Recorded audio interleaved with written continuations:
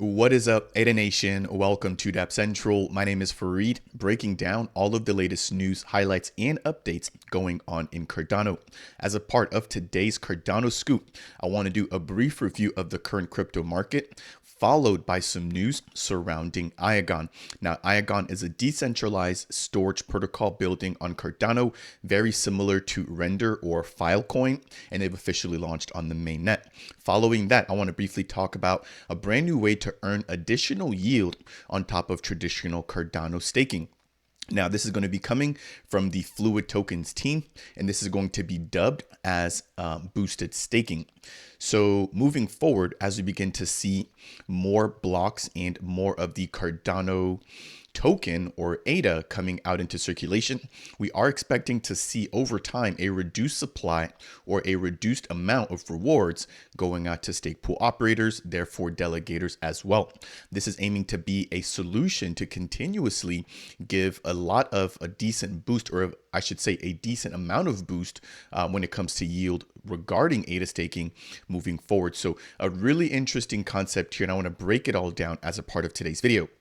Following Fluid Tokens, I do want to jump into a new stablecoin that has officially hit the mainnet, but it's coming from a contender which has been really silent in the space nonetheless. So this is going to be released by Mynth, and I want to highlight not only their stablecoin, but I also want to take a quick look at their roadmap as well to see what else we can expect from this swapping protocol.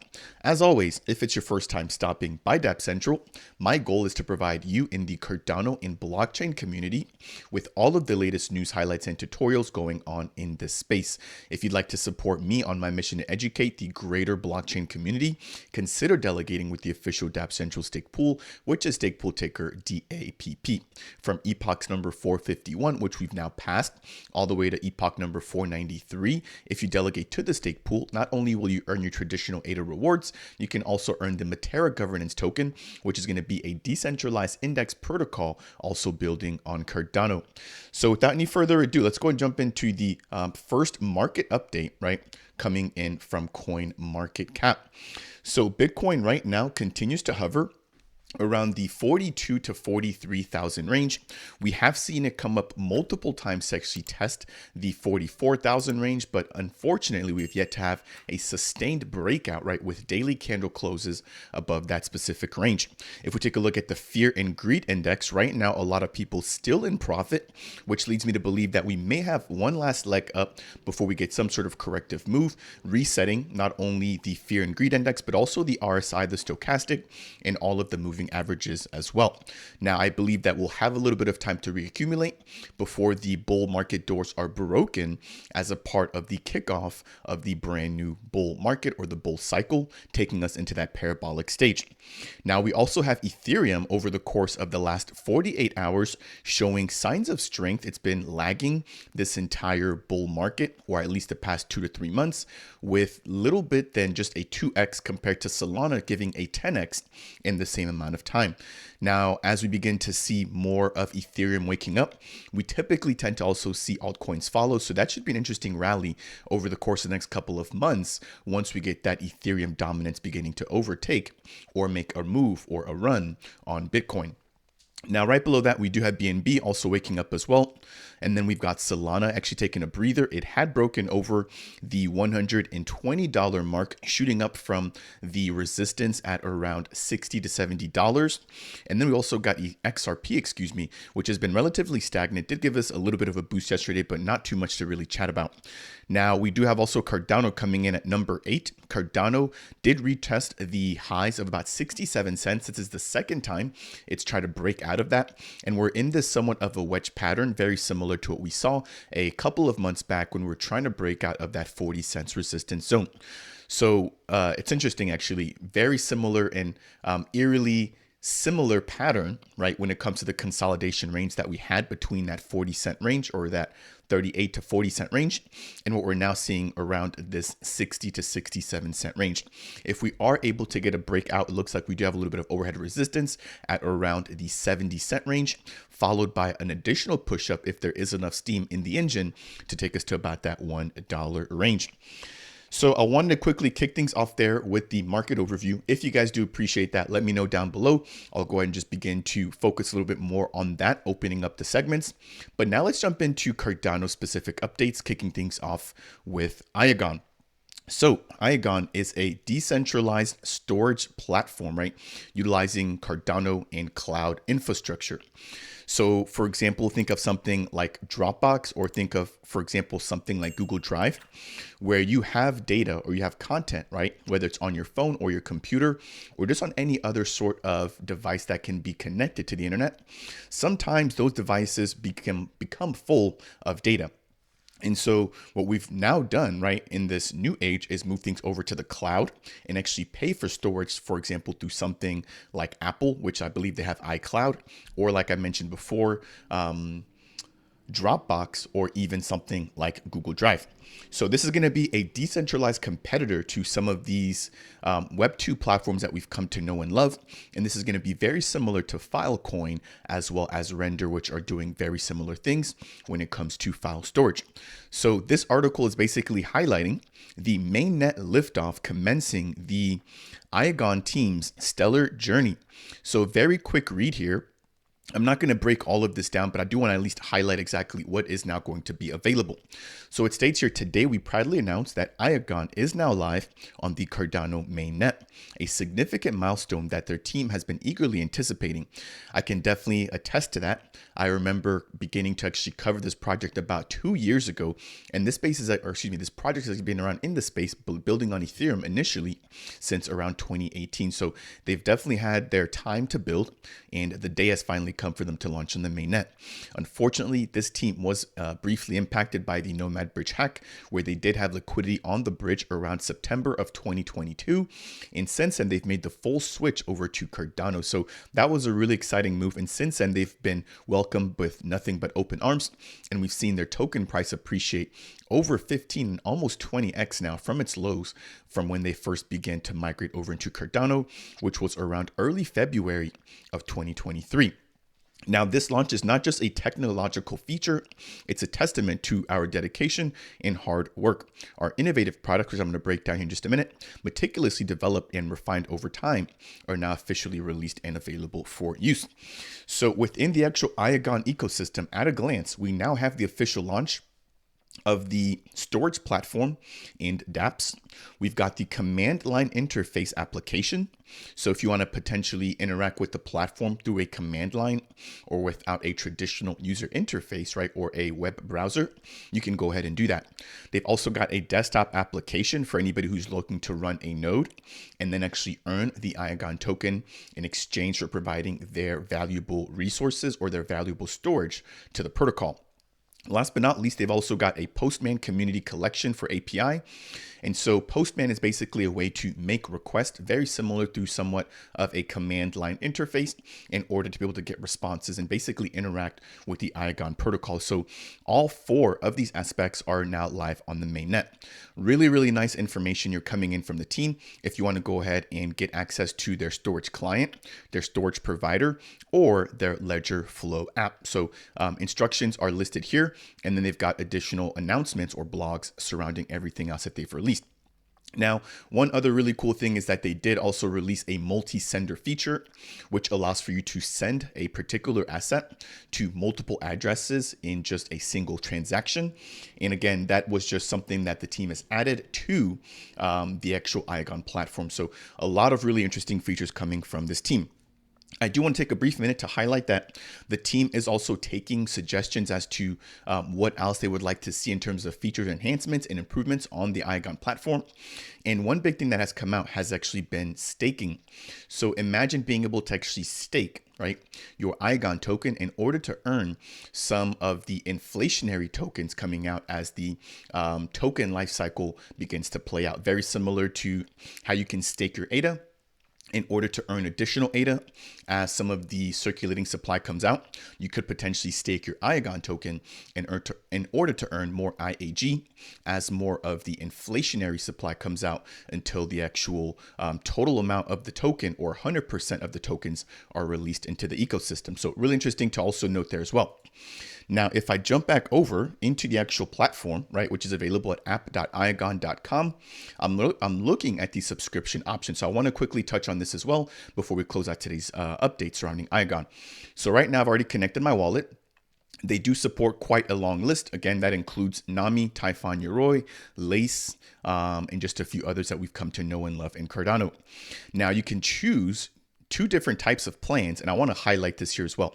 So first and foremost, you can choose either a yearly plan or a monthly plan, right? So you can toggle between paying by year or paying by month. If you pay by month, it is a little bit more expensive than paying by year. Again, this is very similar or very traditional in terms of marketing and just how it makes sense to be billed. Of course, if you're billed in one lump sum payment, you should receive, or you expect to receive, some sort of bonus or some sort of discount. Now, another really cool thing to note is that the cheapest plan can start you off for about $2 a month. And that will provide you, right, if you hold the Iagon token, right, at least 200 of the Iagon token with 1 terabyte worth of data. If you do not hold the Iagon token, then you can get a half of a terabyte for the same exact price. So this is a really nice way, of providing additional utility, right, to Iagon token holders. So this provides an incentive or a reason to hold Iagon, because again, you're able to get a little bit more storage, right, by holding their token when it comes to some of the subscription rates or the subscription plans. Very similarly, if you hold $800 of the Iagon token, you can get 4 terabytes of data for $120 versus just half of that, which is 2 terabytes of data for $120 if you're billed yearly paying in USD. So really interesting features there. The biggest plan is the Iagonauts Enterprise if you own a business or something like that, where you can get 30 terabytes of data for about $1,200. What I do want to do is go ahead and actually provide a breakdown of the comparison of the prices between something like Iagon, Filecoin, or even something like Dropbox and Google Drive as well. So I'll be looking to go ahead and provide some sort of comparison and just a little bit more content surrounding Iagon in the near future. Now, last but not least, I do plan on reaching out to Navjeet, who's going to be their CEO and founder, to get him on the channel in order to break down more news, right, surrounding what Iagon is planning on doing moving forward. They did release their roadmap not too long ago, and I believe they're at least a third or maybe now closer to half of the way through.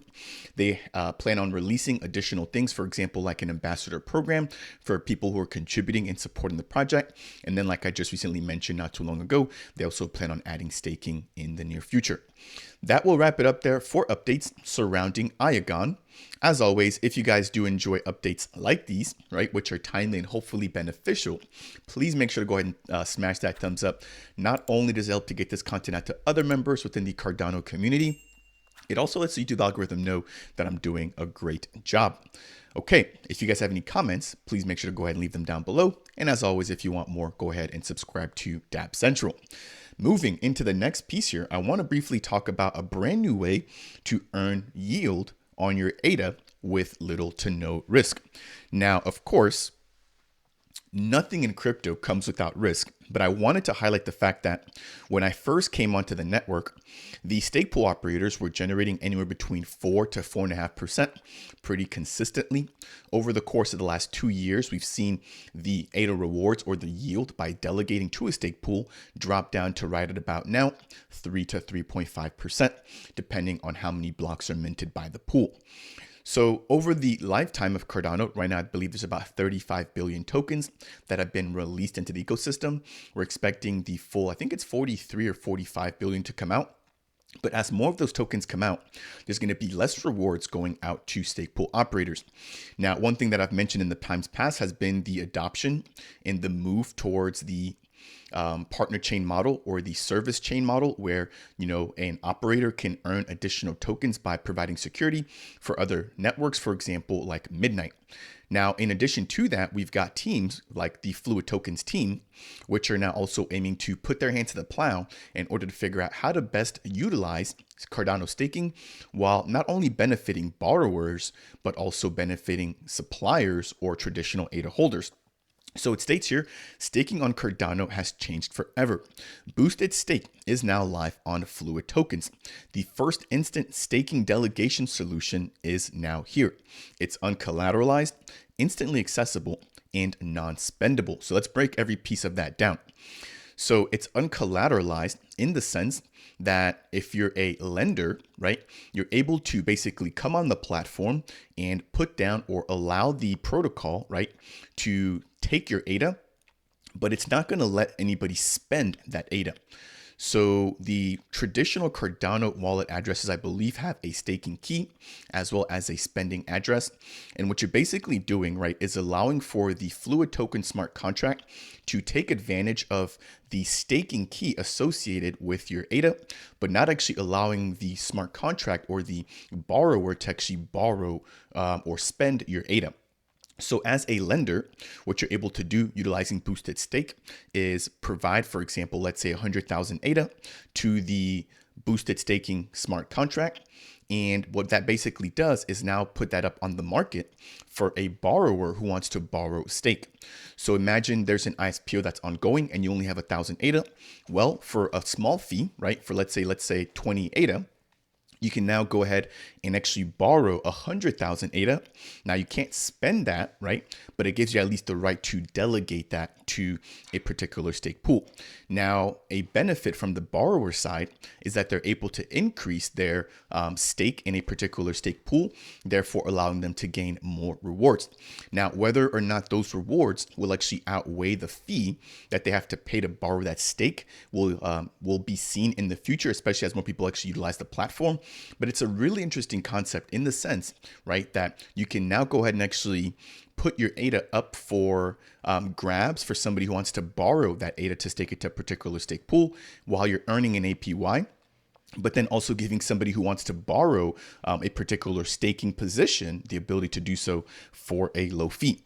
Now, I would assume that Fluid Tokens also charges some sort of service fee in order to provide this feature. So it's a win-win from Fluid Token side, the borrower side if they're looking to borrow some stake to join an ISPO or a particular stake pool, and then as well from a lender side, from the sense that they're now able to earn a little bit more of a yield, right, as opposed to the current 3% that is currently available on Cardano. So let's go ahead and jump into the actual platform here. Give me just a second. I'm going to go ahead and pull up Fluid Tokens. I'm going to close this out. And as a quick side note here, we do have the FLDT token, which will be launching on January 18th. So I'll be jumping into that particular news as well. So give me just a second. So here we've got the FAQ, again, breaking everything down surrounding boosted staking. So what is boosted staking? Again, with boosted staking, you can now lend or borrow your desired amount of ADA delegation and use them for ISPOs, airdrops, and more. How do you borrow? Well, borrowers can borrow ADA delegation with the number of epochs they need. And again, this ADA cannot be spent. And then if you want to provide liquidity, you can go ahead and actually lock up your ADA. Again, you can't stake that to your own stake pool anymore because somebody else is going to take that. But in return, you're able to earn a little bit more of a yield as opposed to the current 3 to 35% coming out from traditional staking. So if you want to borrow, you can click on borrow here. You can enter the amount that you want to borrow. Again, you can slide or pick how many epochs you want to borrow for. And then you can actually see the amount of liquidity that is currently available at certain amounts. Now, I would like to actually get El Raulito, who's a member of the Fluid Tokens team on the YouTube channel, to actually talk a little bit more about exactly how the liquidity is dispersed, in the sense that from a borrower standpoint, you can actually go ahead and pick how much ADA, or excuse me, how much yield you would like to earn. But for example, if everybody chooses to only earn 20% yield and there's nobody willing to borrow at that rate, it doesn't actually make it look that attractive. So I'm wondering, when somebody comes in to actually borrow, does the Fluid Tokens team actually pull from the lowest yield possible and then kind of bump up as we go above? Because as you can see, we've got, let's see here, 3,000 ADA at the 5% APY range, 10,000 ADA at the 6%. And then we've got the majority at around the 8% range, which is about 12,000 ADA. And then we've got 8,500 ADA for a 20% APR. Again, from a borrower's perspective, you're looking for the best rates, right? So I personally would not be coming in here looking to borrow at a 20% APR if there's liquidity at the very bottom. But let's say I want to borrow 10,000 ADA and there's only 3,000 here, right?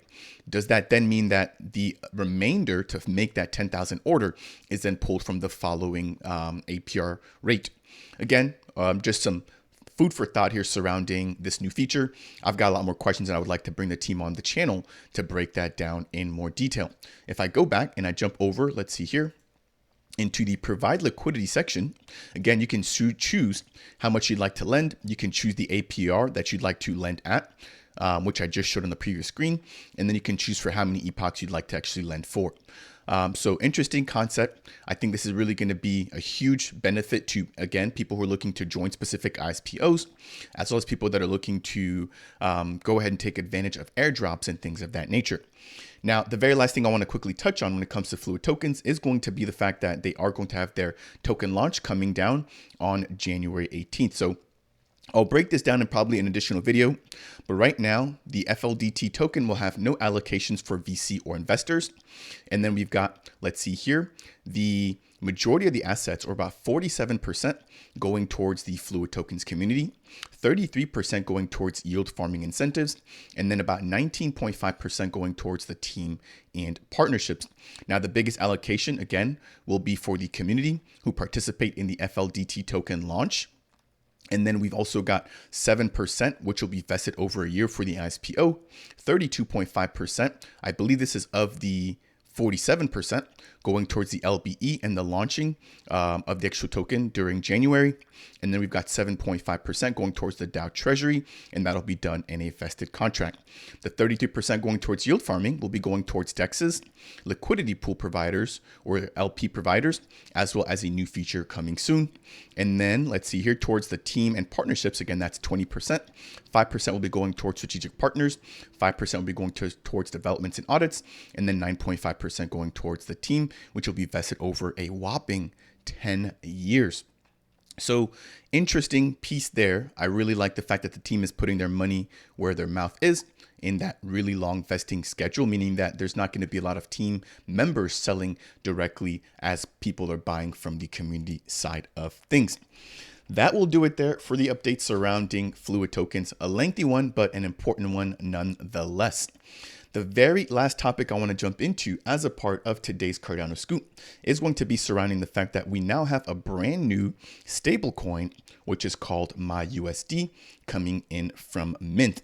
Now, I did see Mynth talking about Babel fees a couple months back, and this team has been a little bit quiet since then, but they've just released this pretty big update not too long ago. So I want to read this brief snippet here from their official Twitter, and then I want to jump into their official website to actually take a look at what they've got already deployed. So Cardano needed a stablecoin, so here it is. We're proud to announce MyUSD, a fully redeemable native stablecoin for Cardano. This marks a huge milestone not only for Mynth, but also for the Cardano ecosystem. Cardano has had a long-standing need for a reliable stablecoin that's actually stable. In launching MyUSD, we've taken a huge step forward towards a more interconnected world. MyUSD is available on MintSwap and via Mynth's website, allowing users to bring liquidity in from other blockchains powered by Mynth's cross-chain swap. So Mynth is a cross-chain swapping platform eerily similar to another protocol that I just covered not too long ago called the Maya protocol.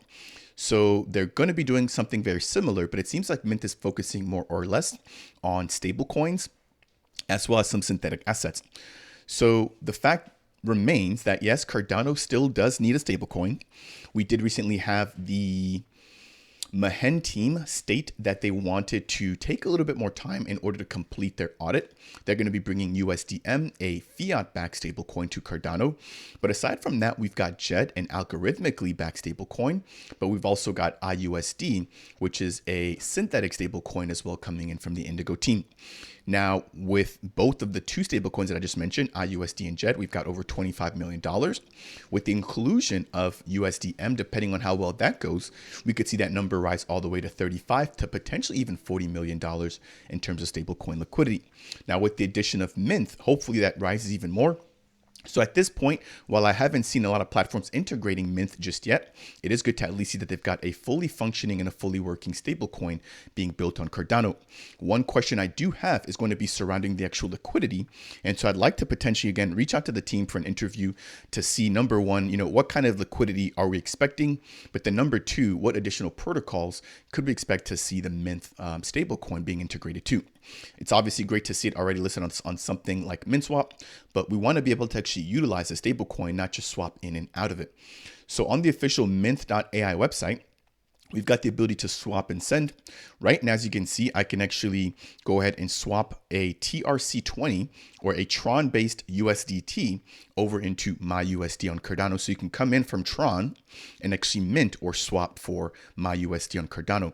Very similarly, you can do the opposite, mint from MyUSD or swap your MyUSD over into the Tron ecosystem. If you want to go ahead and send, looks like I can't actually do that without connecting a wallet, but I would assume that you're able to then send between multiple chains or maybe within even a single chain. So I do need to play a little bit more around with this here, but I did at least want to go ahead and quickly highlight that. In terms of the tokenomics, we've got 50% being allocated towards our treasury, 25% going towards our core team, 10% towards an airdrop, 10% towards a funding initiative, and then 5% going towards a protocol-owned liquidity. One thing, and just to be completely fair here, comparing the core team amount against what I just looked at with Fluid Tokens, the Fluid Tokens team at about 9 or 10% going towards the team with that 10-year vesting period, where this particular one here has 25% going towards the core team. So a little bit on the higher end here. What I would like to see is potentially a lower amount for the core team, but then a little bit more being allocated towards the protocol owned liquidity, as well as more going towards their funding initiative, and then potentially a little bit less than 10% going towards the actual airdrop. Now, they do also plan on having a DAO, and they've also planned on integrating Babel fees, which allow for you to pay for transactions without actually utilizing ADA. Now, there's some sort of backend conversion taking place. I'm not going to dive too much deeper into it now, but this would be a really needed fee or really needed feature, in order to push Cardano forward. So for example, imagine making a transaction, but you only have Copy or Meld or the Iagon token or even the Indigo token, and being able to pay for the transaction fee utilizing those Cardano native assets as opposed to paying with ADA, which is right now the only option that we currently have. In terms of the roadmap, we definitely do have a little bit here. It is a little bit difficult to read, so I'll try to break this down here, but we've got IUSD moving over into USDT, or the ability to swap between IUSD into USDT. Babel fees, which again, I do need to check out a little bit more. The Mynth protocol genesis, the Mynth stablecoin, which is what I just highlighted now, as well as being able to transfer MyUSD or the Mynth stablecoin over into USDT on Tron. Similarly, they do plan on adding USDT over into MyUSD, and then moving over into Q1 of next year or in early January. We're expecting Mynth liquid staking, the ability to go from MyUSD to ADA or from ADA to MyUSD, and integration of the Polygon network.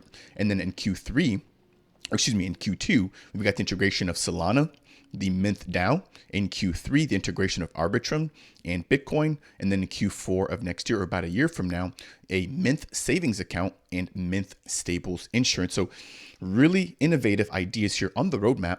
One thing, again, I would like to see from the team is just that the actual team members and a potential white paper. So if there's anybody watching this from the official Mynth team, if you guys have links to, the members of the actual team or a fully written white paper, I'd be more than happy to read it and give you guys an interview, on the channel moving forward.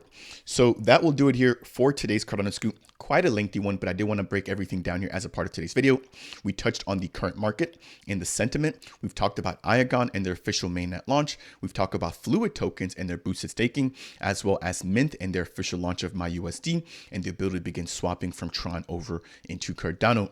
As always, if you found any portion of today's video to be helpful or insightful, I would really appreciate you if you could smash that thumbs up. It really does make a difference and helps out the channel. If you want to get more content like this, consider subscribing to Dapp Central.